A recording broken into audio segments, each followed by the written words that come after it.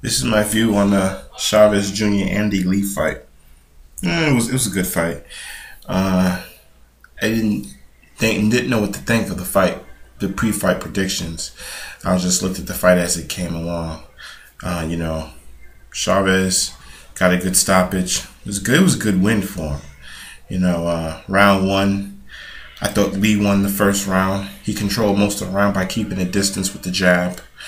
And Chavez didn't throw enough punches. And even Freddie Roach was telling him in the corner between rounds that he let that one get away from him. So I thought Lee won the first round. Second round, Lee had stopped the jabbing, and Chavez was able to land some good shots on him. Even though he didn't throw a lot of punches, I probably gave the round to Chavez. Third round, Lee had boxed him better. But even though he boxed him better, it just seemed like the punches Lee was throwing just wasn't hurting Chavez. Even though, he boxed him better in the third round. So I probably gave the round to Lee.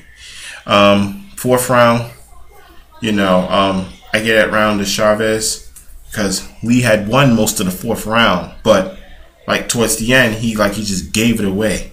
Chavez was just landing the harder punches in the end of the fourth round, so I gave that round to Chavez.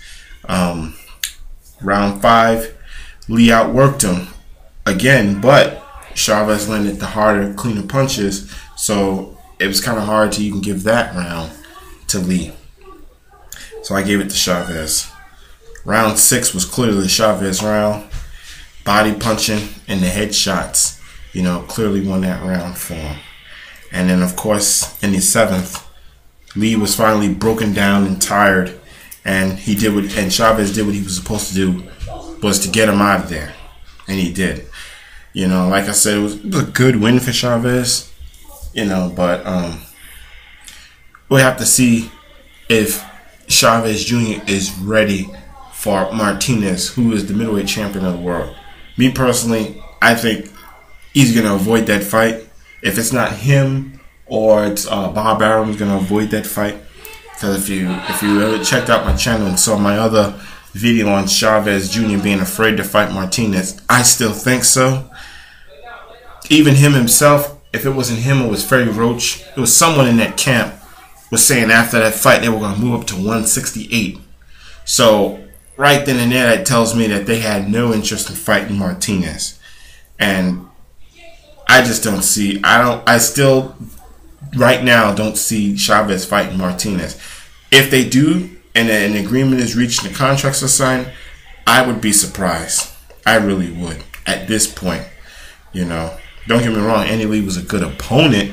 It was a decent fighter, but we still won't see what Chavez Jr. is really made of. If he really wants to, carry on his father's legacy, he's gonna have to fight better quality of opposition. And if he's gonna do that, he's gonna have to fight Martinez. There's no doubt about it. But like I said before the fight, I think it was either a day or two, I had read an article on Boxing Scene that was talking about moving up to 168, like possibly Kelly Patrick would be a possible opponent. If they go that route, it's like, again, I'm saying, it's like this guy is being protected. And again, we really won't know how good he is until he fights Martinez. That's all I got to say about that. Now, getting back to just adding a little comment on the Pacquiao Bradley. Like I said, I watched the fight again and I looked at the CompuBox stats and the punches landed per round. There's no way Bradley won that fight. And that's all I'm going to say about that. Now, there is something else I do want to talk about, which is there's a show on HBO called The Fight Game with Jim Lampley.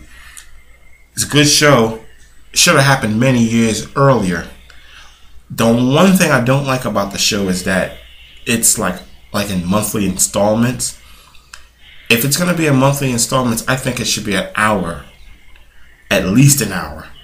Because a half an hour is just too short, because you know how other sports have NFL Live on ESPN. They have NBA Today or whatever these NBA shows are, or you have NBA Channel, and they have all these NBA shows. And then you also have a MLB Tonight on ESPN. But there's no, and even you have NHL with Barry Melrose. There's no constant boxing show, just talking about boxing. I know with boxing, it's a unique sport where it's not every day. I know that. But at least maybe once a month, have a show, an hour or two or something like that to keep it around, keep people talking about it. So like I said, that's the only thing that's wrong with the show. It's just not long enough. A half an hour is just not long enough. If it's going to be a show that's in monthly installments, I think an hour should be good, so they can talk about many different things. That's my views on that, and leave comments. Thank you.